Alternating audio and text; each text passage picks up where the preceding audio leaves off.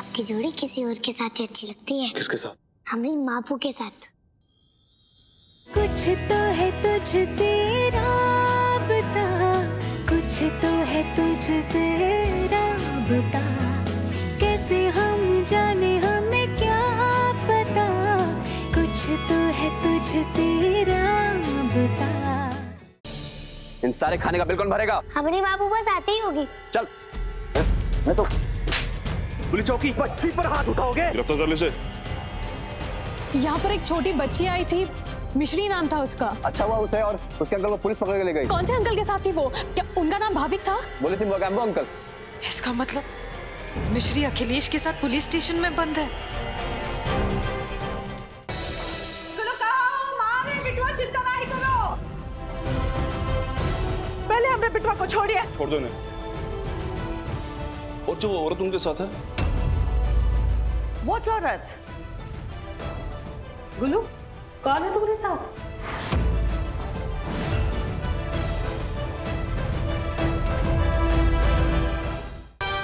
मिश्री अखिलेश की बेटी है। प्लीज मेरी बात मान और इन दोनों को सच बता दे। हम तुम्हारे बापू से मिलने जा रहे हैं। सच? वो देखो, तुम्हारे बापू उस तरफ है। इसका मतलब हमारा सपना आखिर सच ही हो गया कि मंगल ही हमारे बापू है। बापू, एक बार समझ में नहीं आ रही बजरंगबली, जिस व्यक्ति के दिल में बच्चों के लिए कभी प्यार नहीं था, वो आज इस बच्चे को देखकर इतना पिघल कैसे गया? क्या रिश्ता है मेरा उस बच्चे के साथ? मेरे बापू के मिलने के बाद भी हम कायम के अंकल के प्यार के लिए तरस रहे हैं। अखिलेश तुम्हारे बापू कभी नहीं बन सकते, और ये बेकार की जिद करना बंद कर दो। तुम्हें खाना खाना है तो खाओ, वरना मत खाओ।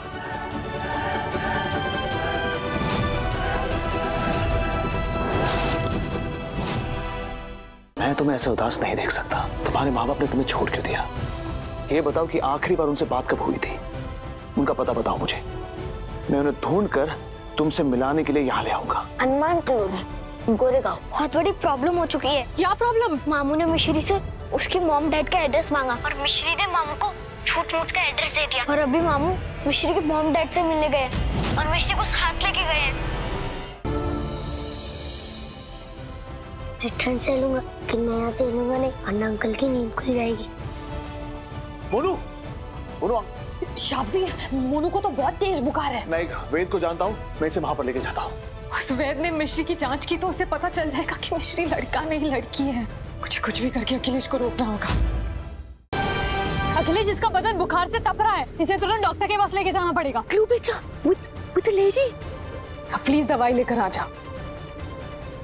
मिस्टर अखिलेश पांडे, देखिए तो। Room number 324।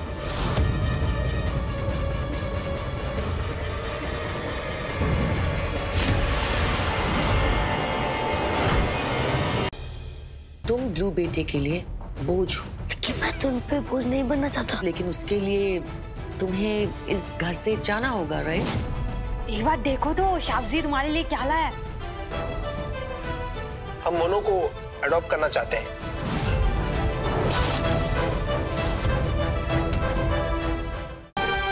जिम्मेदारी का मतलब होता है बोझ। किसने कह दिया तुम्हें जिम्मेदारी का मतलब बोझ होता है? जिम्मेदारी हम उनकी उठाते हैं जिनसे हम बहुत प्यार करते हैं। तुम्हारी जिम्मेदारी इसलिए उठाने लगा था क्योंकि कहीं ना कहीं तुमसे भी प्यार करने लगा था। अंकल हमसे प्यार करते हैं, लेकिन अब हम क्या करें? अंकल तो कागज पर साइन कर चुके हैं और हमने बापू से भी वादा किया कि हम यहाँ से चले जाएंगे।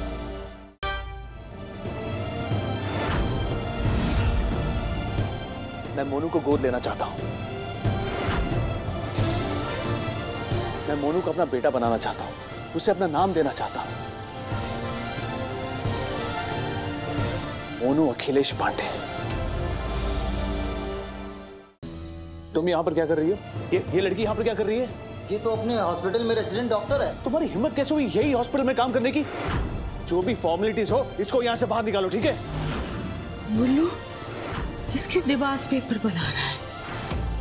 बड़ी माँ तो मुकेम्बो अंकल की छानबीन नहीं कर सकती, लेकिन हम तो कर सकते हैं ना। चलकर पता करते हैं कि मुकेम्बो अंकल के दिल और दिमाग में क्या चल रहा है। क्या फर्क पड़ता है? इस कागज के टुकड़े पर साइन करने से हमारी लाइफ में क्या चेंज होने वाला है? मैं कुनिका के साथ शादी करने जा रहा हूँ और तुम्हारा क्या भरोसा कल को अगर मेरे घर आ पहुंची, ये कह दिया कि मैं तुम्हारी पहली बीवी हूं, तुम्हारी जायदाद पर मेरा भी हक बनता है। तुम पैसों के लिए कुछ भी कर सकती हो।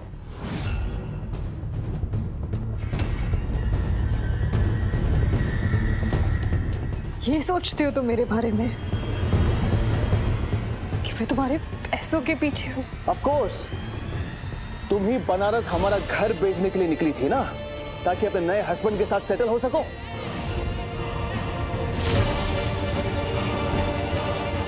मैं बनारस गई जरूर थी, लेकिन तुम्हारा घर बेचने के लिए नहीं। तो फिर बनारस क्यों गई थी तुम?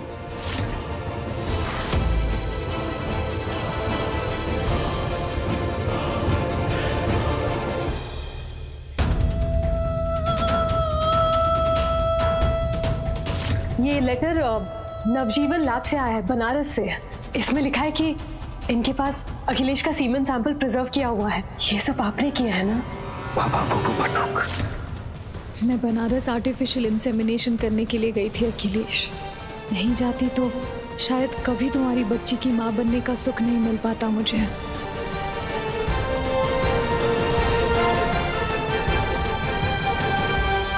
मामू,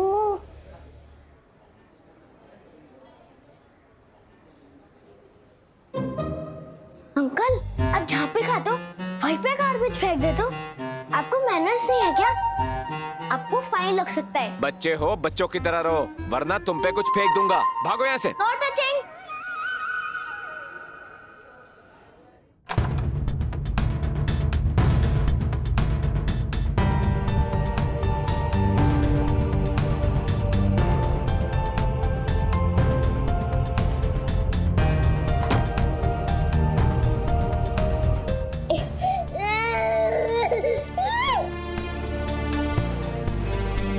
अरे तुम रो क्यों रही हो?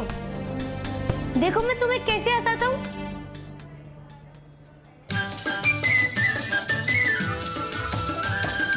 पंछी बनूं उड़ती फिरूं मस्त गगन में, आज मैं आजाद हूँ दुनिया के चमन में।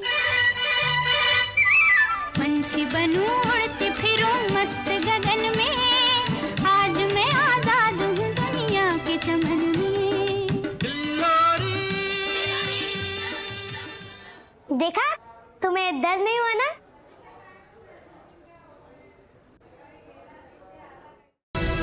हमको तो पूरा यकीन है कि अब तक तो मापू का सुंदर चेहरा देखकर बड़ी माँ को भी उनसे प्यार हो जाएगा।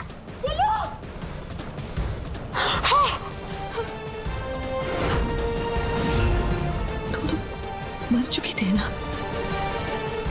हाँ? जिंदा कैसे हुई? हाथ से खाते होंगे ना? नहीं, हाथ से भी नहीं खाते। तो क्या पाँव से खाते हैं? दिखा दो पगली कैसे खाते हैं, जरा बताओ इनको।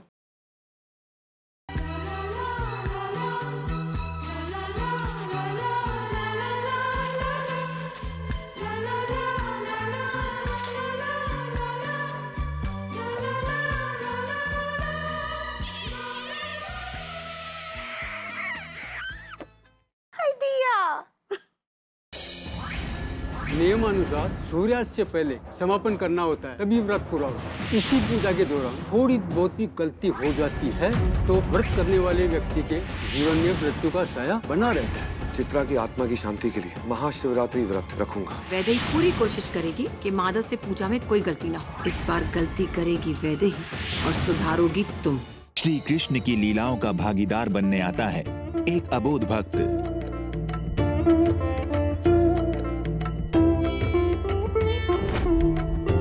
जो श्री कृष्ण की भक्ति में त्यागता है स्वयं के प्राण।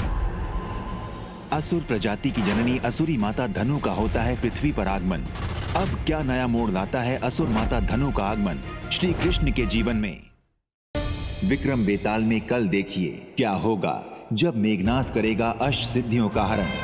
अब तुम सभी सिद्धियों को धारण करके मैं इस संसार का अधिपति बन जाऊंगा। मेघनाथ, हम अष्ट सिद्धियां इस संसार की नियामक है, इसीलिए हम किसी अधर्मी के बंधन में नहीं रह सकती। तो अब तुम सबका अंत करके मैं तुम सबकी शक्तियों को धारण कर लूंगा। इतनी शीघ्रता में क्या है मेघनाथ? क्या कर पाएंगे महाबली हनुमान? मेघनाथ से अष्ट सिद्धियों की रक्षा।